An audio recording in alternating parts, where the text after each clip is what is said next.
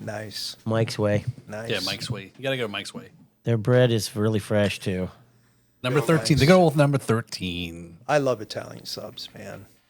Especially if they're hot. I'm a sucker for a hot Italian. Hey. Sometimes I prefer it cold. Sometimes I get it toasted. But I've had my fair share And of sometimes Italian you women. are toasted when you show up. So True. I don't date Italian women anymore. No. Yeah, those sometimes if you get your hot Italian toasted, Why? they're fun at first, but then they turn cold after a while. All right, so what happened? Spill guts.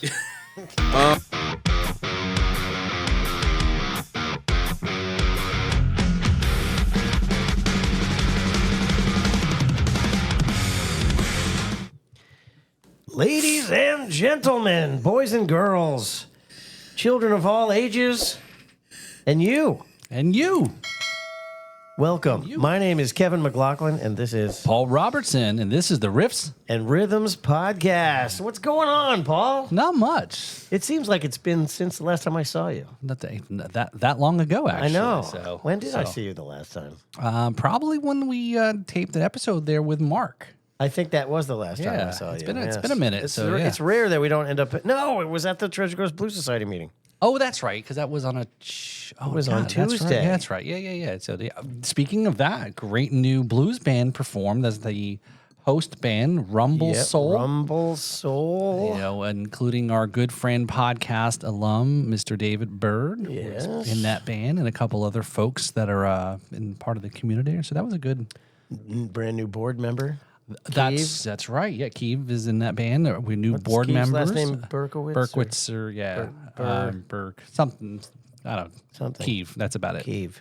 That's all you really need to know. So, a couple other board members too joined. We had our elections, That's right. So, and Paul and I both got to stay. surprisingly, as much as we were like, "Damn it, we had to stick around for this." No, we have a good time. There's a good group. I think there's a lot of new energy. We've got some fresh blood in the mix. But they're Some already younger blood in the mix.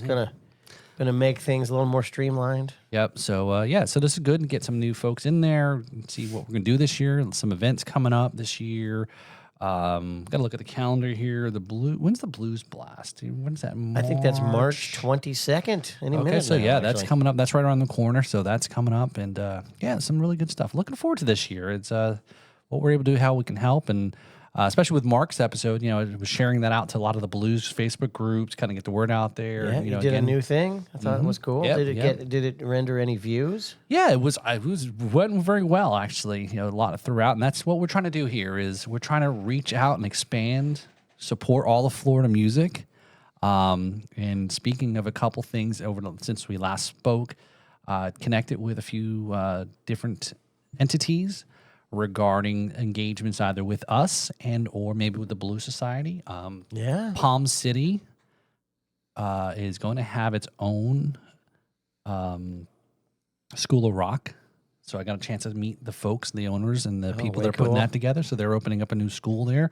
Do you have to? Do you have to know the whole Jack Black catalog to graduate? Yes. Yeah. So I connected with them, and surprisingly, they watched the show. So thank you for tuning in. And they said they like our banter. So apparently, Somebody watches. if you like our banner, that must not account for taste, I guess. So But, here's the thing about internet. Now, those of you who do this, you'll be able to relate. We're here alone in a studio with our Ghost on the Aux expert technician here, right. and our as yet to be unnamed guest. And when you're watching, we have no idea. We're not there when it happens. We don't know if no one watches or if anybody watches. We can tell that there's a number of views, but it doesn't say how much of it you say watched. hi. Say hi. Say hi. Drop a comment. But it makes it so that it's really nice to get a compliment. Yeah. Because we don't know if you watched it and hated it or not. Or maybe you watched it and you liked it and then you watched another one. Yeah. We don't know. Let us know. Put a like in or Hit the subscribe. If you hate it, you should comment anyway. Yeah, if Yeah, you so hate these it, guys it's suck. even better reason to comment. We Lord. like controversy. You better use some AI in those faces, man. So, but you know who is somebody else who apparently watches our show and likes apparently what we do? Cesar Chavez? No, our guest. This week's guest. Oh, that's true. Yes. We should actually go ahead and name our guest because he's here. He came all this way. I know. So, Dying to get on the camera. ladies and gentlemen, expert guitarist and Florida musical celebrity. Yes. Mr. Ed Berrios is in the house. How you doing, Ed? I'm doing good, guys. How about you? I'm Doing great, great, It's man. good to see you. And look, he's all emotional about being on the I set. know. He's I already know. tearing up. He's like, I can't I believe I know. finally made it. I know. Oh. I had the pleasure of sharing the stage with Ed last week at that jam. And Oh, yeah. Ed absolutely just Oh, kicked butt and took names. that It was a pleasure. jam, I was like, holy shit, look at the gunslingers at this. I know, I say good gunslingers all the time, guitar slingers. You know, so you were there, and Kevin, Dave Bird, Jimmy Sinatra. Jimmy Presley. What the fuck am I going with that? Jimmy Presley was there? Yeah, that was another guy I met. Oh, yeah. yeah. Tremendous fun, man. Yeah. Everybody had a Yeah. great time. Great audience, too. The place was packed. It was great. Yeah, I it think was it's good. better every month. Yeah, so Yeah. the momentum's going. You know, we talked about it. It's, you know, and Kevin's kind of really stated it was keep it the same place. You know, it's consistent, and people know every month there's at this location. And it was a good turnout. Yeah, for sure. And sometimes it takes years, and then somebody will say, I heard you guys just started a jam. Yeah, 2 years ago. Come on down. Really? Now, you did that in collaboration with the Treasure Coast Blues Society, right? Correct. No, that's awesome. But we did that as part of our function within the Blues Society because we're both board members. Right. Because you're a board member. Yeah. Right. I got to tell you, I was a board member there for a couple of years, but I got to tell you, you guys have done really a great job over the last couple of years. You see it. You see it in the production of the shows that you put on. You see it in your marketing that's out there, And I'd say, this is taking a real turn for the best. So keep it up, man. You're doing a great Thanks. job. All Thanks. right, nice. Well, it comes from the first jam that we did after I got on board, and I was looking around at the audience, and the average age was probably like 70.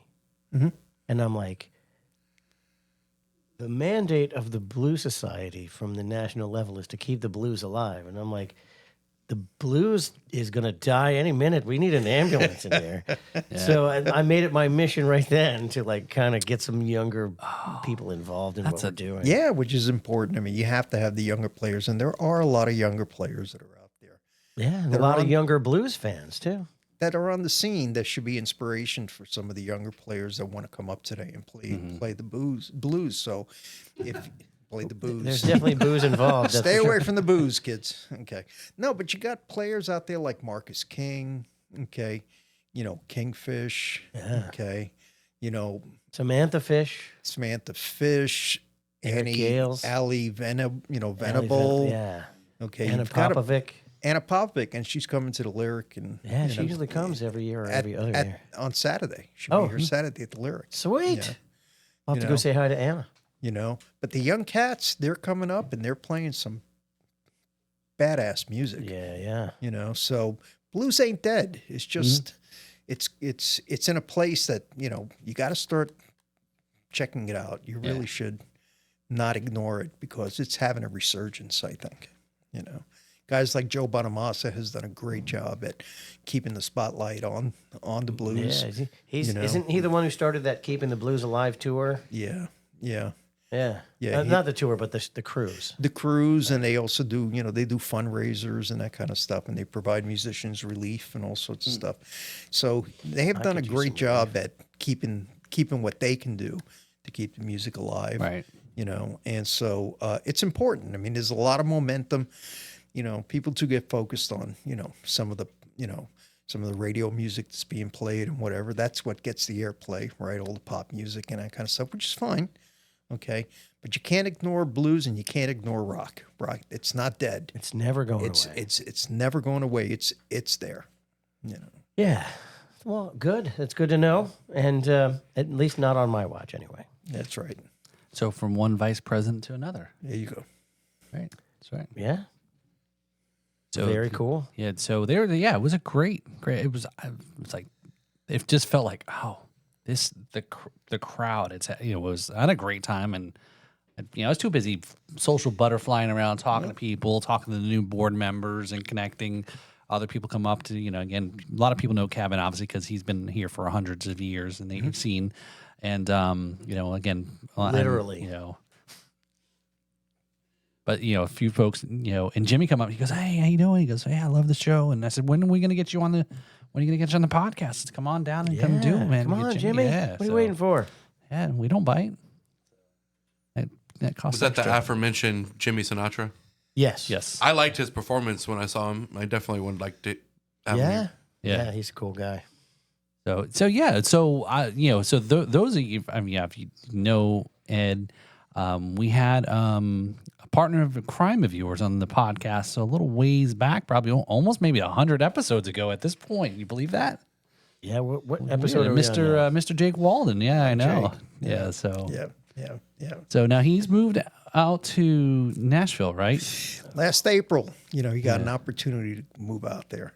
Is he in And- Nashville or I thought Or he was in Texas? Houston? Texas. Maybe I got it wrong. Where's he at? He's in Austin. Oh, Austin. Okay. So it was something that he was working towards, and he figured, like, you know what, it'll take me maybe another 2-3 years before I can make it work, before I can move out there.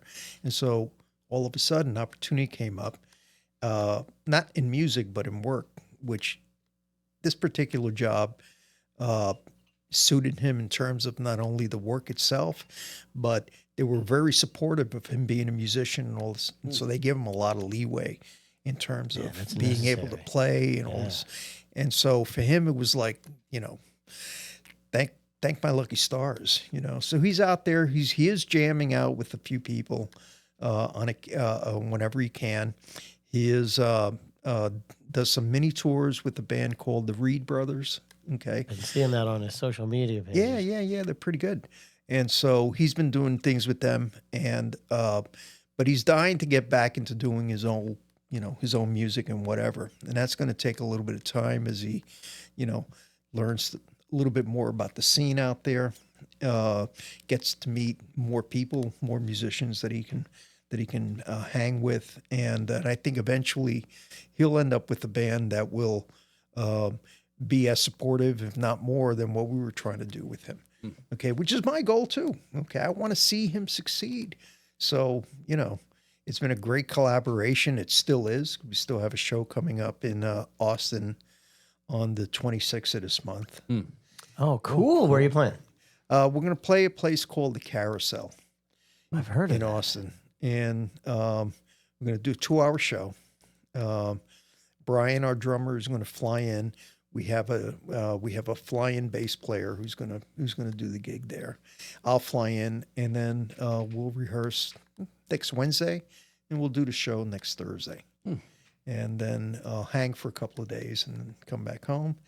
And then we got something happening in New Orleans at a club called Wolfie's, and we'll be playing that. I think that's coming up in June.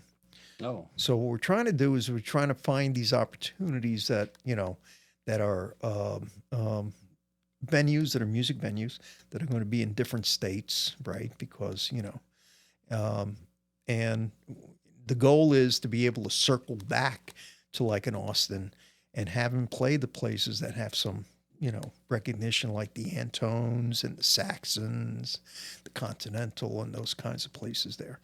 So have you been to Austin? Austin is really cool. I've been meaning to go and check out. Well, and go and showcase at South by Southwest forever, Yeah. but it's just never worked out. Yeah, no, the music there is incredible. I mean, from what my understanding is that if you can break Austin into quadrants, and you got a quadrant that's filled with, blues rock and blues, R&B, you got your Americana, you got your original music, because it all happens there. It's a very young demographic compared to other cities and whatever. And I got to tell you, it's music 7 days a week, and there are people out there, and they're out there, and they're supporting it. It's kind of cool. That's awesome. And and I don't think he came from Austin, or maybe I could be wrong. You guys correct me, but Willie Nelson, right? And a lot of folks associated more with Nashville and Memphis or that area, but yet he was originally a Texas guy. Yeah, I believe you're right. Yeah, so it's Austin is. I was there 4 years ago for a rum event, actually, Okay. and I was for the rum company was putting together the Guinness Book of World Record largest daiquiri. And this was at a place in Was it like at an oil refinery? no. They made this Got a company big rig in they there. they made this custom tiki mug. I'll have to show you Right. pictures. And they were filling up with all the rum that they made it. They hosted the event at. Do you remember watching TV shows in the bars, Duffy's, etc. Sure. Called Chive TV? Yeah, It was still at, on. It was at their headquarters. Oh, cool. And you want to talk about a cool ass? I'm like, Chive corporate headquarters. yeah, they have a bar in there. They have the desk, and then they have 2 stories, and there's a slide to go down to the first floor. And I'm like, and people were like, hey, and again, this is even 3-4 years ago. Like, hey, take the video, put it on TikTok. I go, TikTok? It's Chive. It's like that was the original TikTok. All the stupid videos you watch and all that. But we never got a chance to. Doesn't Chive just take stuff from like TikTok and YouTube anyway? Oh, probably now they do, right? But they were been around before, at least before TikTok. Never got a chance to really hit the music scene though. While I was there, it was a quick trip in and out. My niece lives in Austin, so we've talked about. It's like, hey, I gotta maybe buy tickets. I have a place to stay, right? Right, And just right. go and so How forth. come But you yeah, never visit your niece? Don't you have any family ties with that person? well, I did. That's when I went out and visited her for that trip. You were saying like again? You mean? Yeah, go back and see her. I could. Couldn't have been that bad. I'm a little busy. I'm doing. That's true. I'm hanging out with you. He's doing Check it out. I video mean, editing ad infinitum. I mean, the big thrill is that you never know who's going to show up at one Yeah. of these clubs. So, Eric Johnson, he may just pop in. Jimmy Vaughn, he's always popping in. Okay, and it's just one of those places where you never know who's going to show up. He's met a number of people that maybe are not the main attraction guy, but they play with these big guys, like the keyboard guy from Marcus King, and all of a sudden they all circle in there. And if you want to meet musicians and you want to be able to play and all this other stuff, and it's different than Nashville, okay? Because we've been to Nashville too to see if that's a viable place, and it just turns out that wasn't a place for him. First of all, he's not a country player, okay? But 2, a lot of those musicians, you already know these guys are playing, 4 or 5 gigs a day, Yeah. in order to play, pay the bills, and they just go around from club to club, and they depend on tips to get paid and all sorts of stuff. It's a much harder grind, It's a fascinating because I think you took a trip up recently to Nashville. Yeah, right? about a year and a half ago. Just to watch the scene on the street there, right? Because said going from this place now, I'm running down to Kid Rock's place to play 4 hours, and then going to the next place. It's like the Hollywood of trying to make it into the scene. Yeah, man. But these people, they can all play. It's ridiculous. amazing players. It's sick. Okay. It's sick. And, they start, 10 o'clock in the morning. Okay. Yeah. The whiskey flows at 10:30. Hey, you can't call it daydream if you don't start early, right? Yeah, I'm telling right. you, man. And they got players that they swap in and out because they have these shows. It just goes on continuously. There's no breaks or anything. Yeah, They just swap players out. The last place we hung out at length, the band was taking requests.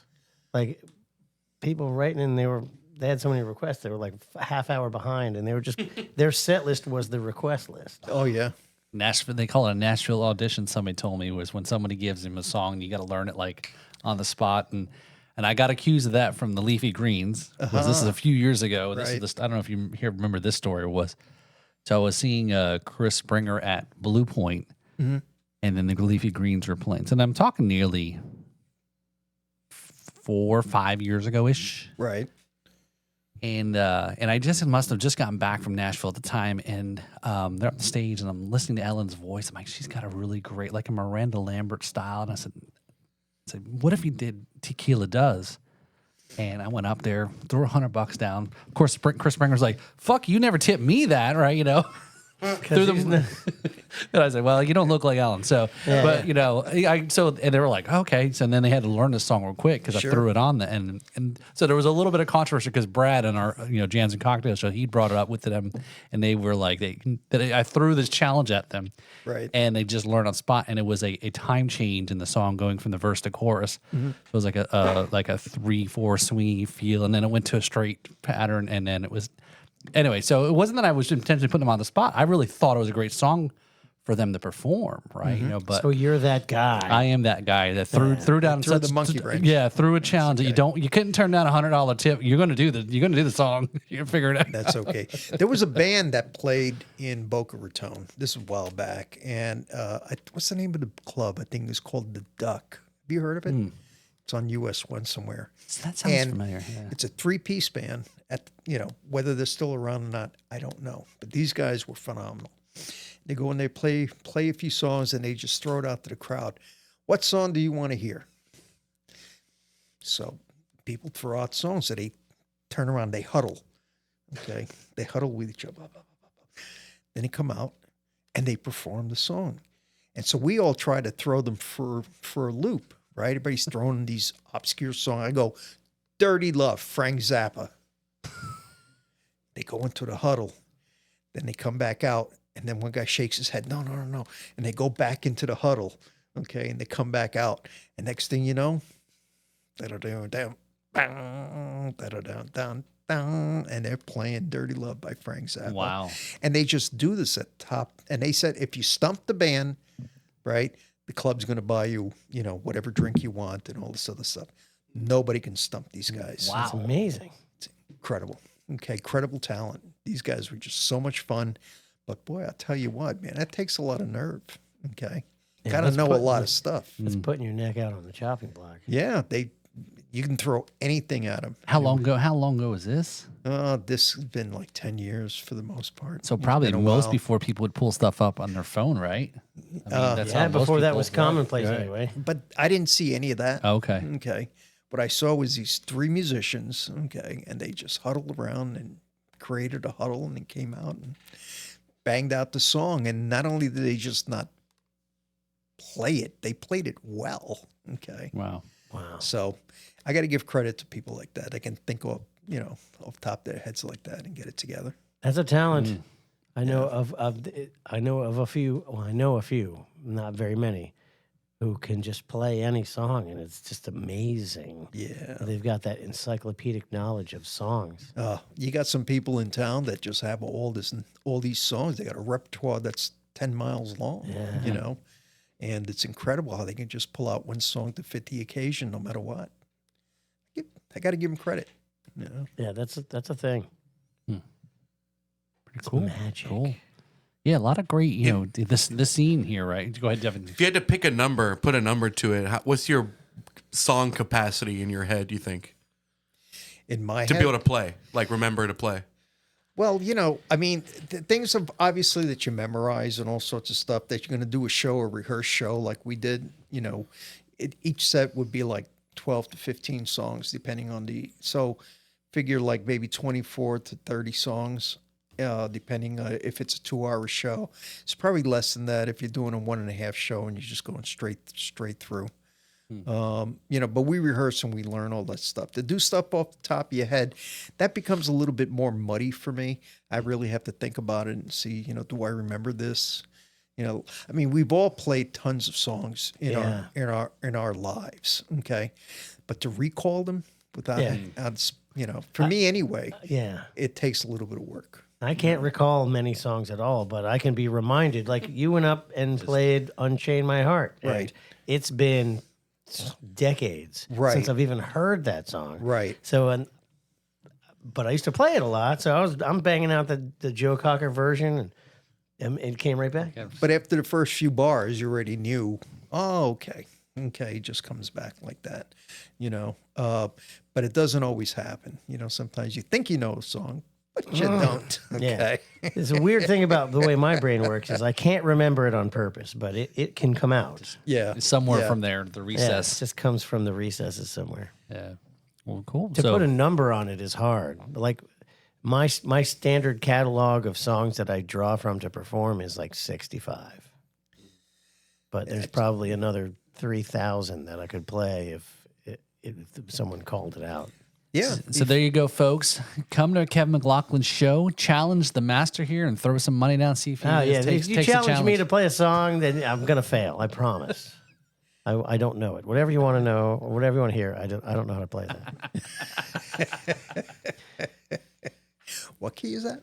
Yeah. Who wrote that? I don't know that song.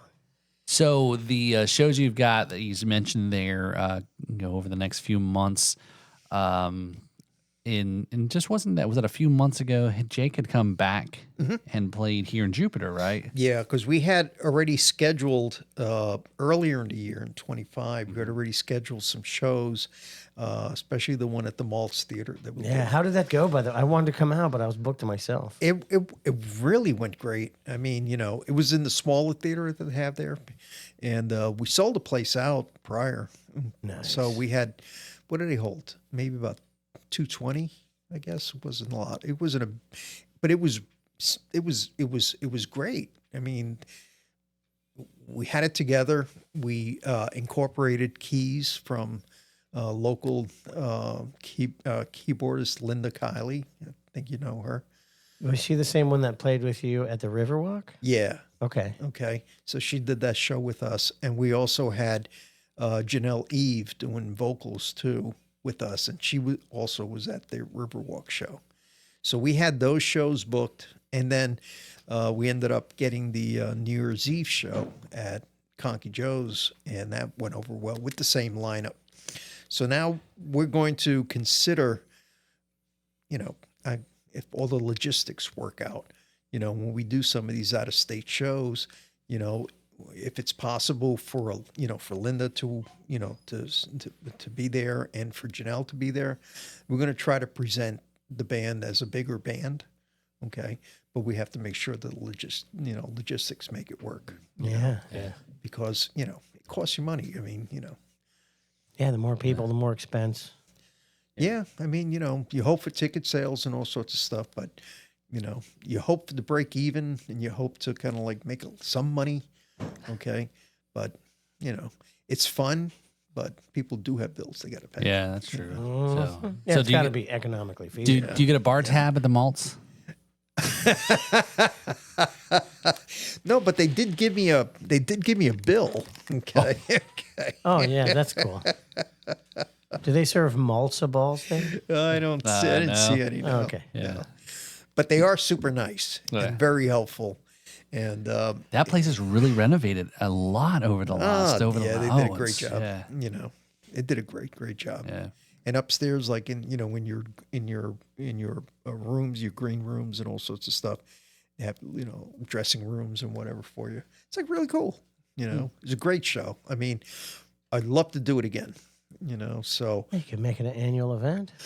we're hoping that that's in my wish list. I would like to see us book another show there, and so that Jake can come in. And I said, Jake, let's keep reconnecting with the community here because this is where you started, and people know you, and they would love to see you, and you shouldn't disappear. So Yeah. if we can book shows at places like like the Maltz, maybe the Black Box, maybe the Funky Biscuit. Maybe up at the what's that place up in Fort Pierce, the Riverside? The Lyric? Is that, Not- no? The Lyric is kind of cool, but we just don't have that juice yet for them to book us. Now we have the option of renting the place, Right. okay? Yeah. But it's a big outlay, and you got to make sure that all your ducks are in order because you got to don't put lose. people in Right, those seats, right. So. What about the Bamboo Room?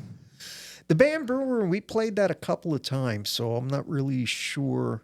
But hey, we have to check out all those Yeah, venues and yeah. see. Yeah, we've been talking about the Bamboo Room's come up a few times, and they had a show, an event or whatever you want to call it, maybe about a month or so ago, and there was another one of those like from 12 to 5 p.m. 4 or 5 bands performed, and so yeah, I mean the music is out there, and and then even looking just recently, Taj had come through. Am I getting that right? Am I thinking the wrong person? Taj Ferrante. No, Taj Mahal had come. Oh, through. Taj Mahal. Oh, He'd Taj come Mahal. through, or is coming through, or something. And looking at the seats for the tickets up because he's playing Fort Pierce, and it was like, wow, it's like it At was the pretty Sunrise, packed. probably. Yeah, that's it, Sunrise, and I was like, wow, this place is pretty much almost sold That's out. a 5,200 seat So, venue. I mean, it's yeah, he's a name, and again, people traveling to the area, so it's Kepmo's amazing. Yeah. Okay. Yeah. I don't know. Cab is great. Too. Maybe I'm mixing. That's what I think it was. Keb. Keb was maybe there. That's maybe what I'm thinking because I know. Oh my God, Tim O'Donnell talked about Keb and Taj at the same, in one of his shows for a while back. But Yeah, I don't think that Taj Mahal is actually with us anymore. Paul. okay, so then he probably wasn't playing there. So yeah, It would be too soon. a long trip for that gig. Yeah, the Ouija board. Yeah. Canceled. Yeah, Yeah, to get a one-way ticket to the Taj Mahal show. I just lost all my fucking blues credibility. Wait, let's, You're on the Blues Society and you didn't know? Yeah, I know. Yeah, correct me, please correct. I'd be love to. I don't know. I'm not sure. I think he's still alive. Yeah. So I don't want to kill you off, Taj. yeah. I don't know. They're dropping like flies. Yeah, that's these true. Yeah, days, I know. so I it's hard said to keep Robert up. Duvall died Robert the other day. I Duvall. know. I didn't know he was 95. Holy cow. You Neither know who did I. died is Reverend Jesse Jackson. Yeah, just he died. died today. yeah. Yeah. Yeah. That's 84. inconvenient. That's a lot of people, man. These It's- guys, they're and- up there in their years, man. I didn't know Duvall also was 95. Yeah. That's I know. And then we were watching. It was something about. It's like I've totally forgotten. Was about Okay. Boo Radley. He was in the To Kill a Mockingbird. He was that was his breakout performance. Was the movie To Kill a Mockingbird? Hey, to put Yeah, everyone's mind at rest, Taj Mahal still alive. Yeah. All Sorry, right. Taj. Good job. Didn't mean to do that to you. Yes. Okay. Must So have I been am thinking of good. somebody Yeah, else. time to get the band together. Okay. Yes. There you go. All right. So come on down, Taj. We believe in you. Sorry. Right. As you were. Taj Mahal. Yes. Yeah. So, yeah. So again, I know a lot of folks know you've been in the area. How long have you been in this South Florida? Have you always been in the area, Ed? Well, I moved to Florida in 75. I was young. I was 21. Okay. At that time, Delta Airlines had, flights for $60. And it was one of those things where I came down on vacation 2 years prior to that with a bunch of guys from work. And coming from Brooklyn, New York, okay, it was like mind blowing to see nice sandy beaches and, palm trees and sun, and everything seemed so clean. And I'm going, oh man, this is paradise. I think I want to move here one day. Okay. So one day came within a year, and when I got a job offer to come down, and I was just a kid, I was doing telemarketing and that kind of stuff. Yeah, okay, fine, I'll come down. I got my $60. I got one guitar, got a suitcase, and then I got another $60 in my wallet in case it didn't work out, so that I can book it back and get back home. But that was pretty interesting. The whole family came with me to the airport. Okay. And so like they were sending me to war or some shit. Okay. And I came down, and the company was nice. They put me up in this no-tell motel on US 1 and Sheridan Street, where, there was a lot of business happening there. Okay. And it's like, the hell am I doing here?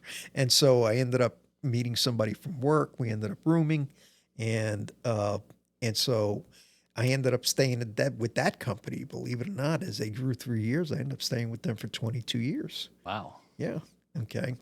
And so during that time, yeah, I played music, but it wasn't anything structured. It wasn't a band or whatever. I'd go to these, half-ass, jams and that kind of stuff at some of the bars and whatever. And you just didn't have a place, but you did it anyway. Yeah. Or you would play at people's homes and then whatever. And that was that. When I ended up moving a little further north, because that was down in the Hollywood, Dania area.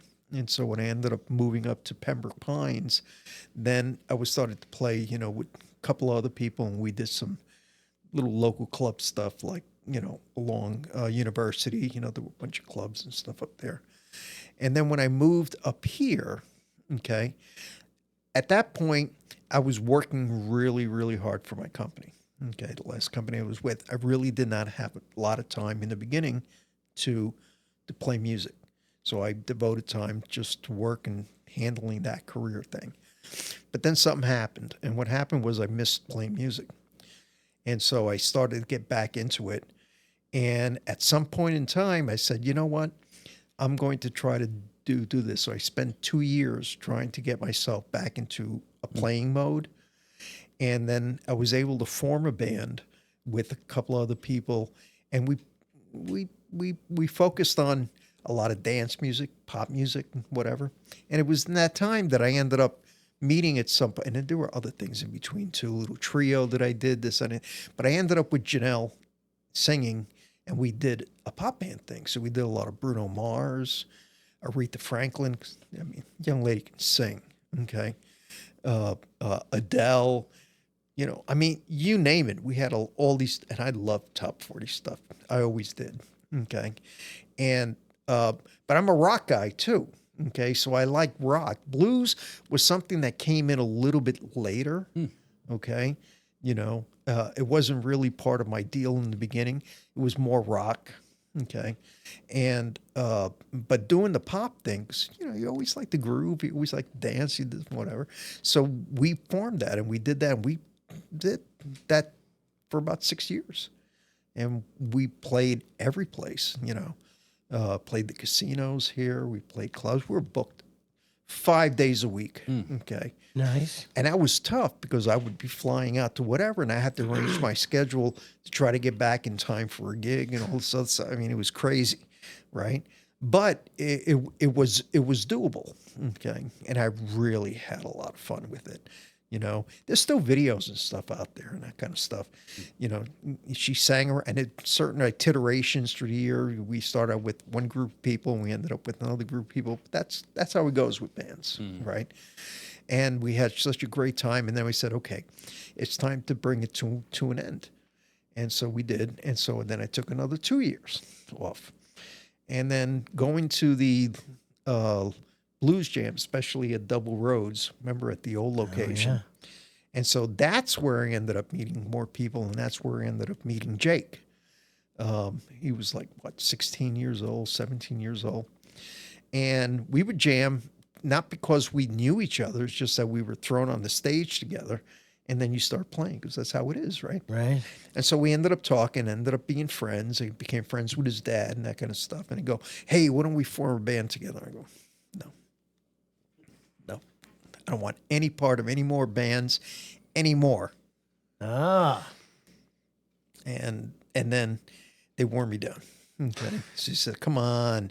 And his Jake Walden band didn't really start out with me. It started out with other players. Okay. He had Gary Frost was his second guitar player there for a while.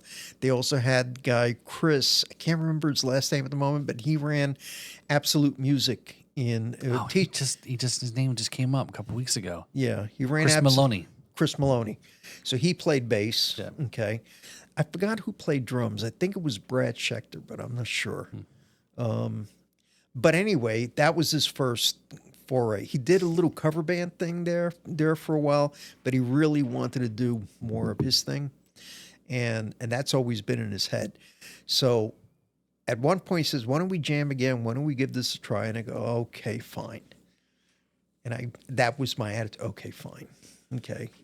And then all of a sudden it dawned on me that, you know what? This is really fun. Okay. Plus, you know, let's face it, you know, kid's unbelievable. Yeah, the kid can play. Okay. I mean, holy shit. Okay. And then he went from shooting fireworks in the beginning, because that's what you do, right? You know, and then you saw him mature over this time. Then we start writing music and all sorts of stuff. And then the rest of it became that. Okay. And so that whole experience with him has been tremendously not only gratifying, but it was also helped me build make myself into a better musician as a result of, you know, and it took a 25-year-old to put in my mind structure and organization, putting a premium on timing and musicality and all this other stuff, because you forget all of that. You take it for granted as you keep playing and whatever. So so we became very disciplined in what we did, and we had some changes with drummers, and we finally ended up with Brian. We've had some changes with bassists, and Mark, was right there basically right from the beginning, but we had somebody else that played. And all of a sudden, we got Brian, and everything gelled, And so right from the get-go, Jake says, I want to write some material. So, okay, let's do it. Now, this when we started, about 2018. So by the time 2020 came around, we had already written and recorded our first album. And the day that we launched it, which was in March, was the day that, COVID hit. Okay. So all them plans about being able to play your record out, Right. and all this stuff, well, that went down the drain, And so the only thing that you can do is keep practicing, and keep playing. And if there was a place that you can play that was outdoors or whatever it is, there's a lot of places try to do outdoor stuff in order to keep the business going. I know Double Roads did it. Remember with the big tent outside in the parking lot and all A sorts lot of stuff? restaurants still have their, Outdoor parking seating. spot, staked out and eat out. They got outdoor sections. That was now. such a great idea, and they got stymied after a while by the council, by the city council. But they did it for a while. We played it for, and people loved it. Okay, and then finally, we were able to get ourselves into the recording studio again, and that's when we recorded the second album. Okay, but before launching the second album, we had dropped a couple of singles ahead of the album. So that's when we dropped Blues is Back. And that's a good video too. I had, in the biz, in the pharmaceutical biz that I was in, I had a marketing company in Boca Raton that did a lot of my marketing, a lot of my ads and all sorts of stuff. So I went to them, and they did me a big favor putting together a production crew to film that. And we had and that was an experience, okay? Because you're playing over your own track, and you're doing the take 6, 7, 8, 9, 10 times, okay, just to get it right, okay? And the audience has got to get engaged and all this other stuff. I mean, it's all contrived, obviously. But it was a good video, okay? The sound was good, okay? And we were waiting to do another, but we haven't got our act together yet to do another video and that kind of stuff. And then we dropped a couple of songs. We dropped the last single we dropped was Keep Pushing Along, which is a good song. And then we have another one dropping, I think, in March. And that's going to be called, what's the name of that title? Can't forget it, But it's a cool song too, man. It's got some drive to it. It's got some interesting parts.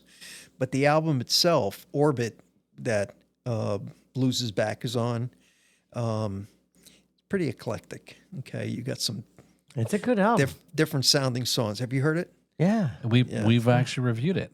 The Blues is Back. Oh yeah. Yeah. We reviewed it on the episode. I think we number actually did a long couple. time ago. We think we did actually 2 of Jake's songs actually. Did we? I think so. That's why I'm scrolling through to find back how far It's hard to tell what we've done at this point. that's that long ago. Oh, the new one's going to be called Gotta Wind It Down. Okay. Okay. And I think that you're going to like that. I think you're going to like that a lot. We have high hopes for it. Now, high hopes. Okay. We're hoping to more than 10 people listen to it. Right. But we've gotten good responses with some of our songs. Okay. It doesn't reflect in the, the royalty checks that you get from, BMI. Okay.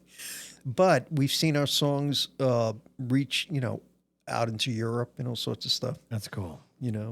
Not enough yet to cause any sort of real, whatever. But you never know. I mean, these things sometimes take time to whatever. Right. So not for me, but for him. Okay. So eventually, hopefully, if he keeps marketing these songs and putting them out there and I think that somewhere along the line he's going to have success with it. It's always, I think it's like when people go back and they find out about you and they get totally into, an artist, musician, band, and then they want to go further back and say, well, what else is there? Right. Rather than what I'm just hearing right now in this moment, what's the way back kind of thing? And they dig further into the older stuff and catalog. Yeah. Right. Right. So these songs that have dropped recently, that's going to be, because we do want to have put out there one more album, and if we can get that done, I think that would be a nice capper on everything. Now, you guys record a lot at Raincat Studios, right? We recorded everything so far at Raincat. I've been there. It's a good studio, great guys. They know what they're doing. And they've been guests on our podcast, too. Yeah, Brian and Jeff, man, those guys are great. Not only that, but they're very, very, very helpful in helping us with, some structure, some ideas and whatever. They were not to the hands-on to the point where they're telling you what to do, but they were very good at guiding your way through some parts and all sorts of stuff and what they would sound. And then everybody had their, ability to chime in on parts and that kind of stuff. And what I loved about all of that is that my role, became, you're supporting them. Okay, and you're trying to, and you find parts, and some of these parts come to you right away, and some of these parts you find yourself at home working, and all of a sudden the bell goes off, and you have a part. So you find all these little parts, and I play all these little parts and stuff, and it just gives me a lot of It helps make the song. You do a lot of cool stuff in those songs. Yeah. He's like this. Devin, is he like the Salt Bay? He just comes in and sprinkles the parts. You don't get the reference? You never heard of Salt Bay? It's a good meme. It's Salt Bay. Yeah. I don't know. Yeah. Sorry. Kevin's not up on the memes. But I think recording is its own thing in itself.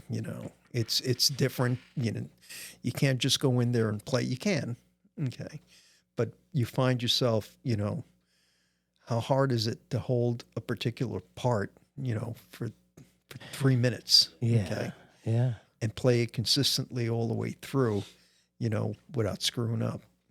Before you go lay your other part on top, that part's got to be whatever, and you got to sit there and you got to make sure that you're on time, and you play it the same way all the time, okay.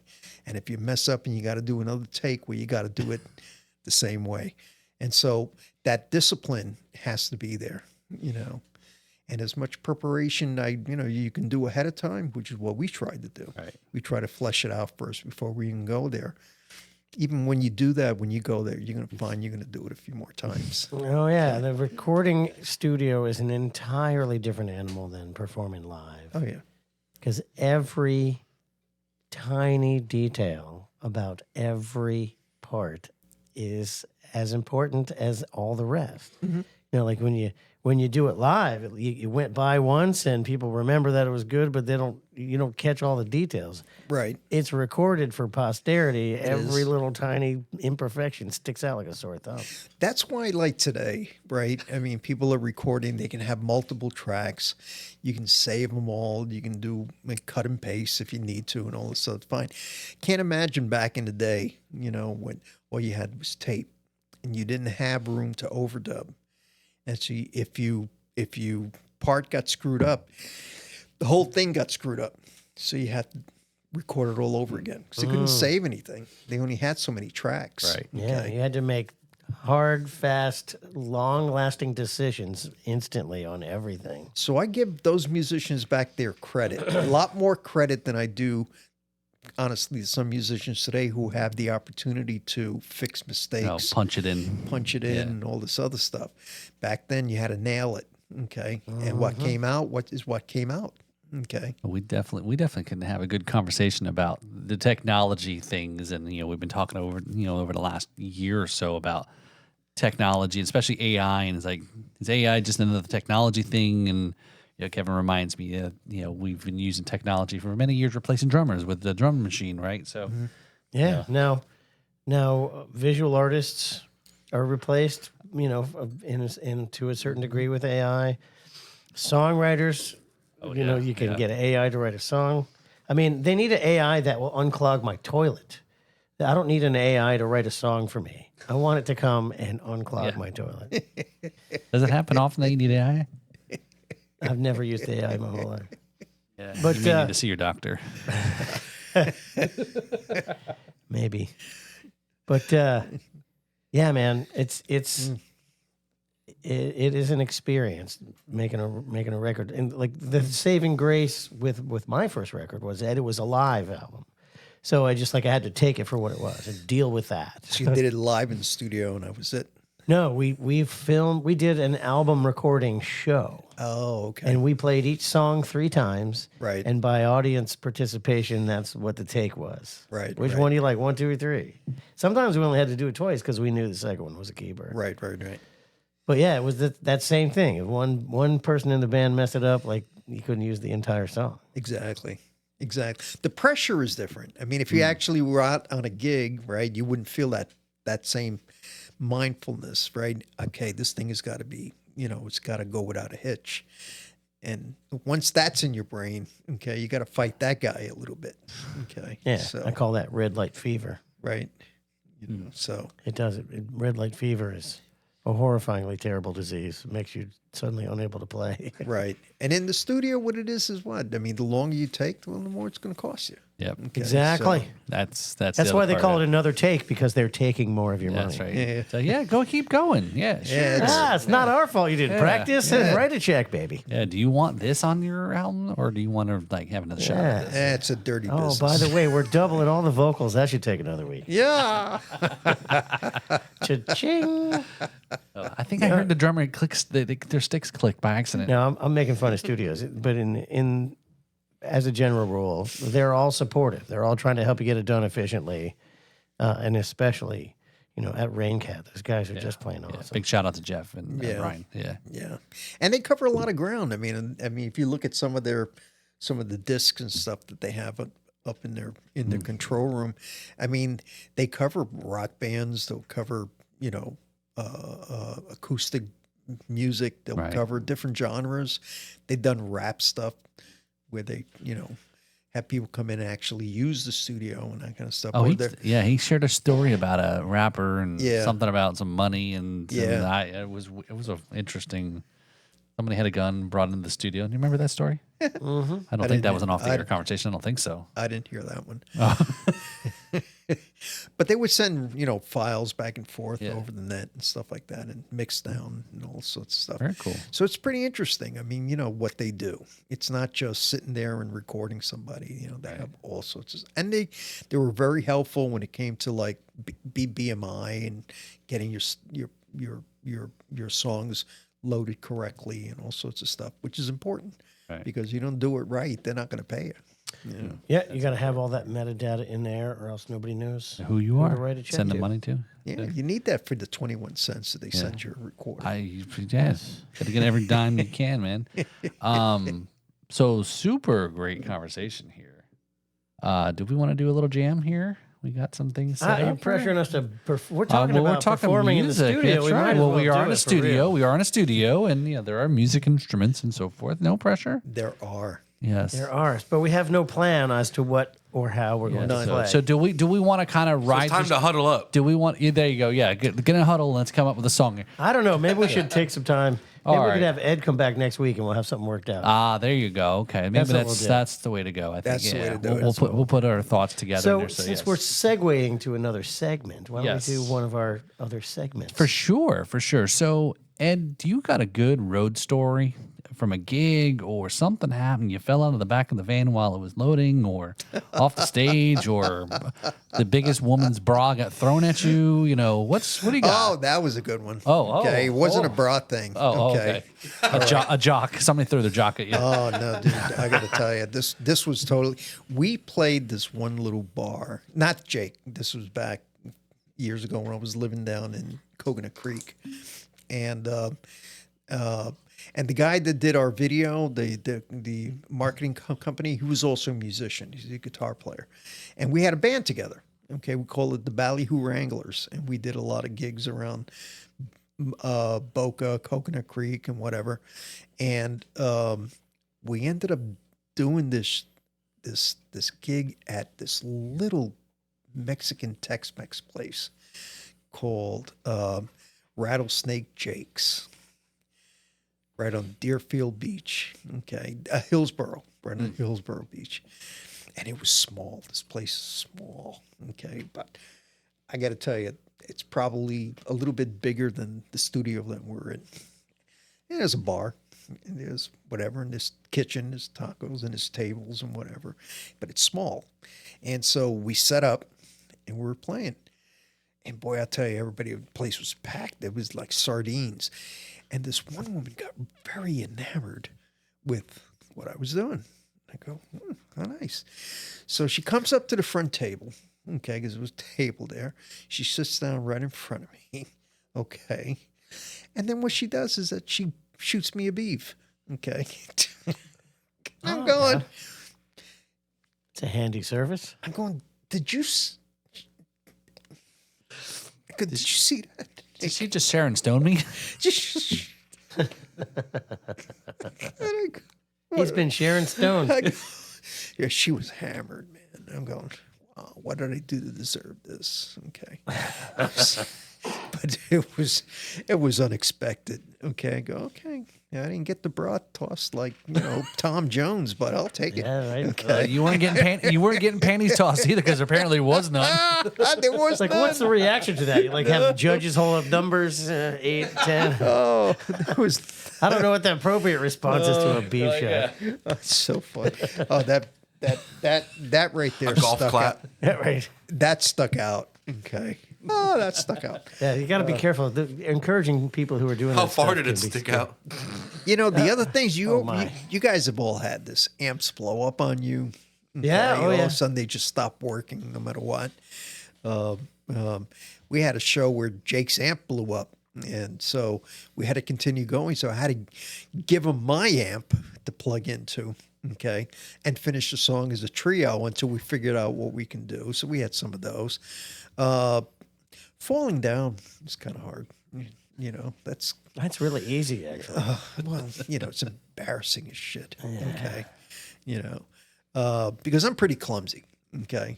And as I gotten older, I've gotten a little bit more clumsy. Okay. And so I got to be careful around chords and all this stuff, because some reason they always end up tangled around my ankles somehow. Okay. And I'm always looking to take a header, and I got to be very careful with that.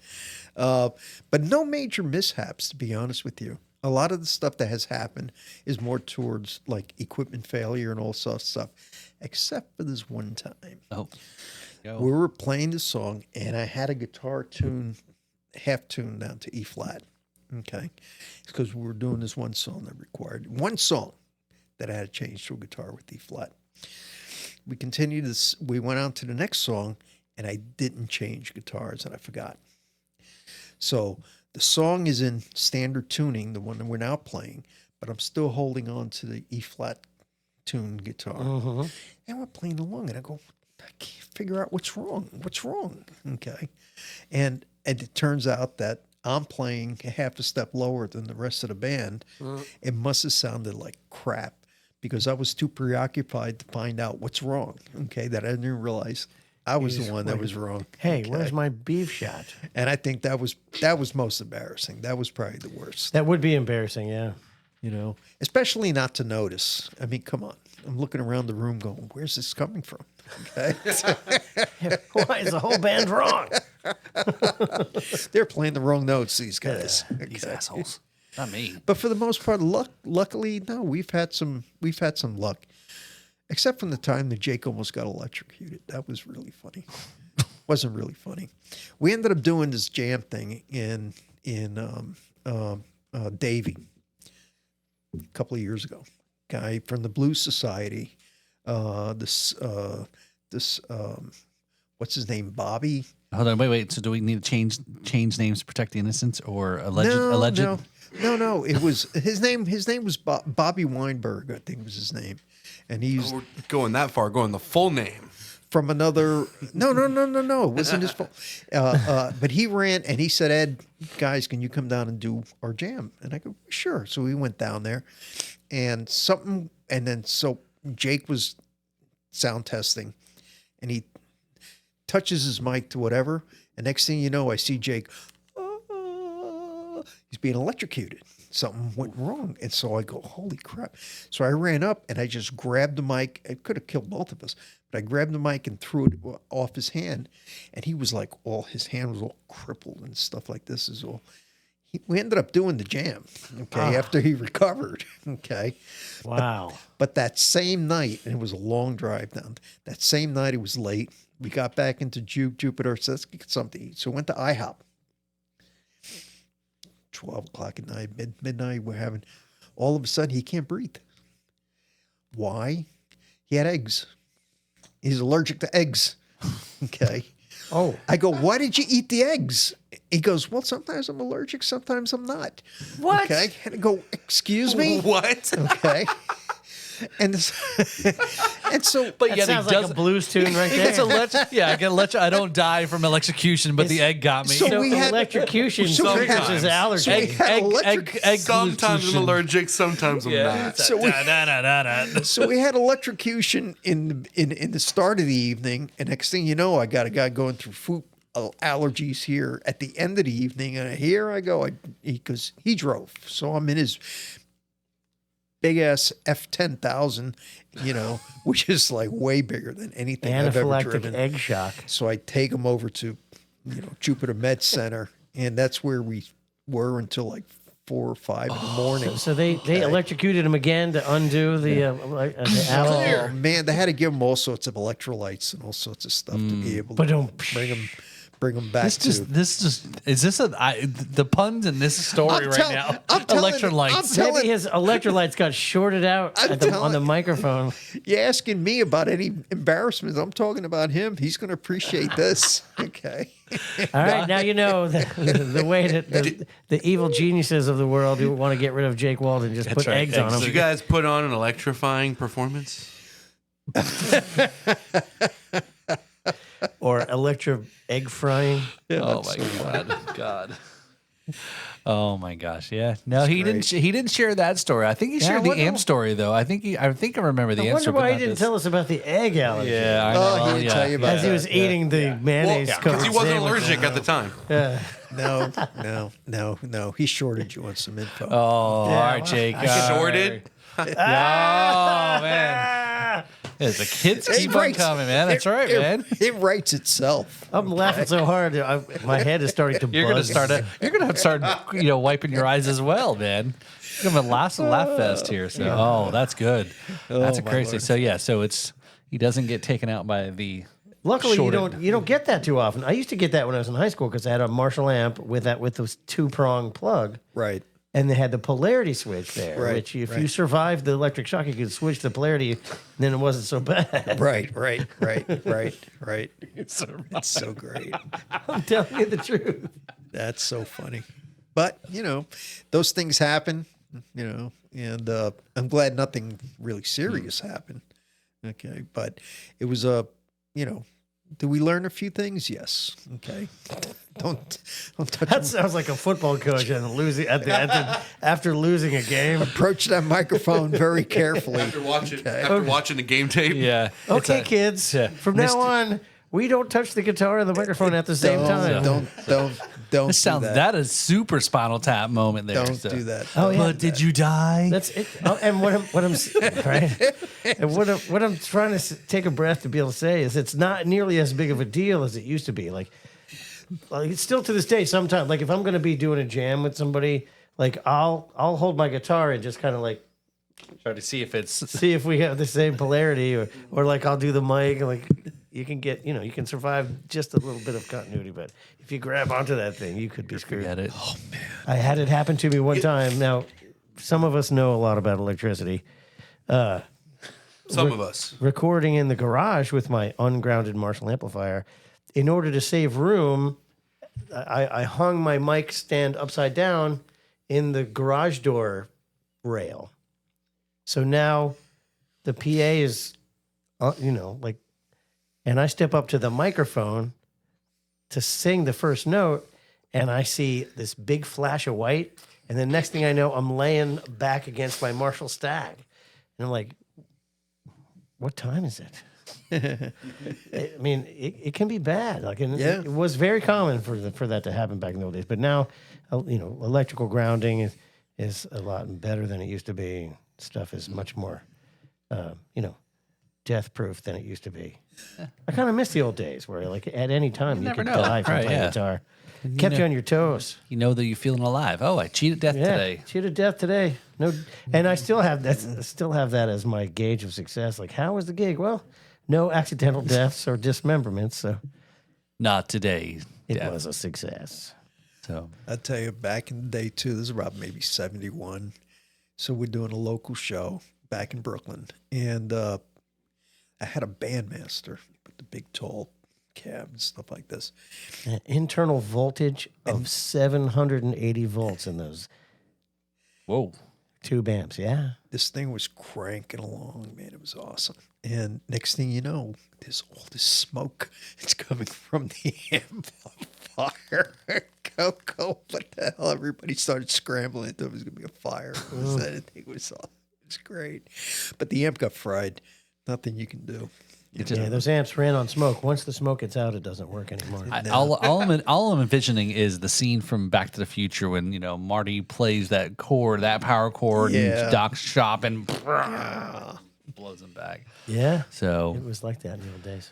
well, I think we got more shenanigans we need to talk to Mr. Berrios about here. But can you come back next weekend? Sure. All right. Okay. We're going to do it on the weekend? Yeah, I think great. so, yeah. No, let's do it on Tuesday. Okay, that sounds good. Yeah, we'll do that and come back next Tuesday. Booked then. on the weekend. And then sorry. we'll figure out that song. I think we'll jam on too. We'll play a song. Yeah, and then we'll review also a song too. So we got Okay, our song. not the one we're going to play, but somebody else's song. No, somebody else's. But yeah. But Ed, you got anything else coming up besides the June gigs and here, your show in Austin? Anything else coming up you want to kind of plug? Shout out. Well, for now, I mean, those are the two shows that we have on the books so far. Right. And as far as me locally, it all depends. I have to wait and see, if I get an opportunity to sit in or fill in with anybody and that kind of stuff. So, Ed, I noticed you brought a purse or some sort of shopping bag with you. You guys are great, so you can't go anywhere without some little bit of swag, a little bit Okay. of gifts. Okay, right? I'm glad I Right? mentioned something.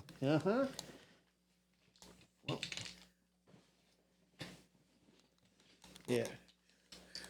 First thing you get here, you're going to get an official guitar slide and a pick that glows in the dark. And one- Ooh, and this is the Jake Walden band licensed glow in the dark pick and slide. I wouldn't mention the license too much. Okay. Bootleg. It's got a sticker with his name on it anyway. That's applied afterwards. Okay. Oh, and All right, but it very is a Jake Walden. Oh, I'll do the Jake Walden signature guitar riff You should. with this pick. You should. And T-shirts. Oh, you can't have too Everybody many. likes T-shirts. Okay. Couple of sizes here. Okay. Ooh. Ooh, some directions on how to play slide. There's a lot of people who've said I Oh, should here you go. A couple of. look those up. Oh, look, this is not a T-shirt. This is a wardrobe. Got a couple of sizes there, so you see. This is really comfortable. These are really comfy shirts here. I have a feeling they're going to probably get stolen from us by our women. Yeah, that's the kind of shirt that your woman's going to steal. That's right. Yes. Oh, JWB24. Check that out. Thanks. Signed. Thank you, Ed. Yes, yeah, thank you. We brought those when we went to the cruise, when we did the Joe Bonamassa cruise in 24, and a couple of CDs. Oh, cool. All right, more. Orbits. There you go. Ah, you totally rock, man. This is great. Love it. Almond butter. Yeah, blues is black. Yep, that's what we did. So we had another song we did too. So but yeah, the very ones cool. that you were mentioning before. The two new songs, Keep Pushing Along, is not on that album. Oh, It'll okay, be- okay. But it is on Spotify and Okay. then those platforms, so that's out there. And then Gotta Wind It Down hasn't been dropped yet, so that's going to happen sometime in March, That's and why it's I going to watch be, it. and those two are going to be on the new record. Okay, but we still have a little bit more writing to do. We're not trying to, come up with 10 compositions, 12 compositions. So, Jake, let's do them. Let's drop songs, singles at a time, and then we'll compile them at some point and put out together like an EP or whatever it is.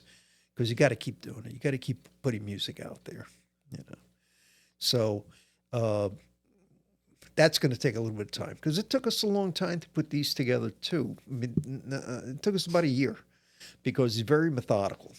Okay, so nothing is going to happen very, very, very quickly. He wants things to be, as precise and as tight as possible. Okay, and he wants to make sure that the songs have, have that thing, okay, that it projects, what he wants to do and puts everything in the right light, and the lyrics are fine, and the riffs are fine, and the structure is fine, and we also try to keep it within a time period that would become more playable on the radio. Okay, on that album, Highway Song, which is a really cool song, and that one took a lot of layering. That's probably our longest, probably lasted I think about 6-7 minutes long. But everything else is like within that 3.5 to 4.5 minutes. Go, we're looking for radio play and that kind of stuff. But Highway Song is an interesting song because we had a lot of parts. And, we split solos in there, where I did the first solo, he does the second. And then we have a big harmony part that I wrote that gave you that Queen sound, okay, with that multi-layered different, and it just came out cool. And then we had some keys on there and it sounded pretty good, so that's a cool song. If you want to listen to something and see, what can these guys do when they put their minds to it, that's a good song too, I think, to judge us by. So once you get that video part of the song, we'll add that to our set of reviews. Yeah, we'll review that one. Do our song reviews here. So, we'll come back next week. We'll have you review a song with us next week. That'd be cool. And but very cool. So again, thanks. We guys, we like it when guests show up with stuff and future guests things. Take note. Again, we've expanded the studio here. We're hanging some different posters and show stuff, and then we have our lovely board there. We've covered up the wall there behind Ed, and so that space for rent. So if you're looking to advertise with us or give us a show poster, whatever, we're open to sponsorship, we will charge the shit out of you. Whatever, we are more than open to taking your money. You come to somebody else's home. Why do you bring a bottle of wine? Yes, do whatever. Yes, you guys got that covered. So what can they get? No, for sure. Swag. Yeah, well, we appreciate. This, like I said, who doesn't? Who doesn't like swag? No, of course. Yeah, everyone always. And even though if you don't need it, you want it. The worst thing about trade shows, like in the industry, is the fact that they're trade shows and it's just the same stuff all the time. It's the swag. And, you gotta have some cool, inexpensive swag. Spend money on swag. It's ridiculous. And then you never, as a booth person, you don't want to. You want to give it all away because you don't want to carry it back to the car. You need a separate bag to bring back this stuff. And it's pens, not a problem. Shirts, not a problem. Hats, not a problem. Okay. Anything electronic, maybe a problem. But if you're up there, it's not a problem. Okay. Put your card in the fishbowl for a free Nintendo Switch. Exactly. It's so funny. So what you got coming up here in end of you getting ready to go off to Bike Week here. Yeah, this is the third year. We're March 3rd. When are we now. airing? Again, you look on the 3rd? screen. You'll see on the screen all the Kevin shows coming up here. Yeah, March 3rd. I'm currently at Bike Week. You're currently to come down and do this. That's right. So because you had to come see Ed, right? I can't miss out on a chance to hang with Ed. So March. So you start on the 28th. Right.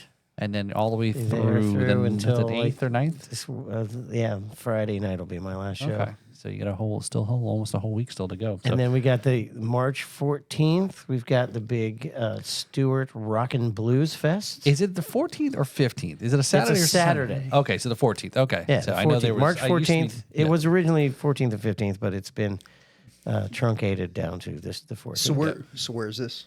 This is the inaugural first ever show at the new amphitheater in Memorial Park in Stewart. Right. You know that big park on East Ocean Boulevard? Yeah. They built a new amphitheater there, and it's just now finished, or almost finished.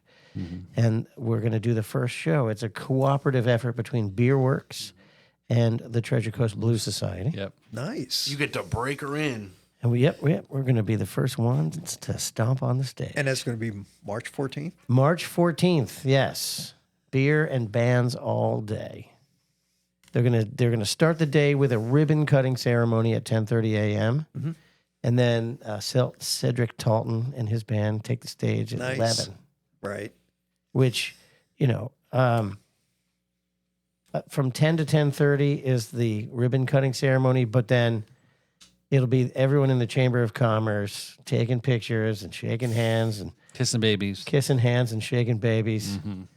And it's going to take, good hour for them to roll off. We're just going to have to start Cedric while they're all standing He'll there. he'll get people moving quick. And then there's a bunch of great bands there. Apostoli's on that. Apostoli Yeah. Floyd is the headliner. You're on there. We got Dottie Kelly that's performing. This is a solid Nice. lineup. We've got Denny Artachi and his band are performing. Kevin Nice. McLaughlin band is performing. Nice. And then Cedric. All right. I'm going to have to come. All right, March Have to 14th. come crash you. And it's beer, full liquor, and wine, and food. Yep. So it's all part of whatever you want. nonprofits, right? So Beer Works is also a nonprofit. Or Yeah, is it? it's there are two charities, one of which is the Treasure Coast Blues Society, and the other is a different one. Yep. So if you're also looking for volunteers, so that's something that we want to reach out to help volunteer at the event. Volunteer spots, let us know. Have your sales team come out, wear your company shirts, and be volunteers. Get some free advertising out of it, and help for a good cause at the same time. Or if you really want to go crazy, you can be a sponsor. There are still a few sponsorship applications Yeah, just hit us up. available, and you can associate your company with the coolest event that's ever happened in Memorial Park. Yep. That sounds great. But wait, there's more. The following weekend. The following weekend, we will be down at Double Roads here in Jupiter, Florida, for the second annual Blues Fest! Yes. Here's your pill. Thank you. Who's playing on that? The second annual Big Blues Blast is. Did I let's say see. Blue? Did I say gotta- Blues Fest? Yeah, I screwed you it got to up. look at. I got to look at the show poster because I don't know what I'm doing. Yes. What a few bands. So we have. Now I'm trying. Cedric to Talton and Dottie Yep. Kelly will be on that one as Yep. well, as along with Mark Teleska Nice. Yep. and another guest. band. Who? Past guest Mark. Yep. Yeah, Mark Yep. Teleska on last week. So and then we just had another band too. It was Captain. What was it? Captain. Oh, Captain Reese Witherspoon. No, Yeah. No. Captain Reese and Son of Man. And the Witherspoons. Captain Reese and the That'd be Witherspoons. great. Yeah. No, Captain Reese and Son of Man is the other There you band. go. There you go. So yeah. So good. That's a 12 to an all day event. So come on down. Yeah, all day. That's a ticket event at though. Double That is a Roads. ticketed event though for sure. Yeah. So come on down there. Great. Yeah. So right that's in- around like the 21st, somewhere. 22nd. 22nd. Yes. So Sunday. Cool, man. Yeah. Awesome. Come on down to that, and that'll be that'll be a good turnout there. That's a big fundraiser event for us, for the Blues Society. Raffle tickets, baskets, giveaways, raffles, and Oh, that's or whatever. awesome. You want to, yeah. So Because we may have, some family that'll come on, come Yeah. in from out of town Yeah. during that time. They're looking at the schedule. So if they're here, that gives us a nice Something to do. Nice event to go yeah. to. Drop them off and drop off the family and go out to the other things, right? No, I got to hang I'll be with back to them. pick you up. No, I got to Got to be like, oh, look at that. Runs out the door. No, I got to hang with them. It's a responsibility. Ah, Yeah. well, I'm all sure good, it's all one good. you enjoy. Yeah. So all right. Well, good. I have so one yeah. quick thing. Yeah. I don't know the date, but by the time this episode comes out, a new episode of Ghost on the Ox will be out as well. Oh, okay. Featuring Nick Bruno, good friend of ours, who he is a speech therapist by trade, but he is also a musician. He writes a lot of stuff, and he's been transitioning from writing and rapping to making beats and stuff and posting those online. And we had a talk with him, and that was fun. So check that out. Ghost on the Ox with Nick Bruno. All right. Okay. Cool. Music. Where it's all over, man. Music. Yeah, music is all over, as it should be. Yes. I mean, not all over like it's ending, but it's everywhere. It's everywhere. Yeah. Music. Omnipresent. Music all over your face. That's going on a shirt. Yeah. Yeah, so go to our website. We've got some shirts there about the different slogans and catchphrases and things that have been said there. So I think we all have one. So check out all that stuff. Ed, thanks for coming on here. Yeah, we were having a blast, man. Had a blast. Thank you. So, all right. And you're coming back next week. Can't wait. We'll figure out a song to play. Yep. Going to do it. We'll do all the next week stuff. You got it. All right. Well, thanks for tuning in. Don't forget to like, subscribe, do all those cool things on the podcast. Listen also to the show and check out the Jake Walden Band support. They're good friends of ours. So we have now had 2/4 of the band on the show. So we'll get the rest of the guys eventually, I guess. Next 100 episodes. Yep. Mark and Brian, we'll have the official rhythm section season. Oh, yeah, there we go. We'll be hearing parts. They talk all the shit about the guitar players. Like, oh man, those guys. They do. They talk crap. Yeah, rhythm sections are. That's what we should do a stretch of just bringing in rhythm sections, bass players and drummers together. Should like rhythm section. We got to come up with a some rhythm type section. Should like a game show there. That's some kind of catchy. You call phrase. it the rhythm section.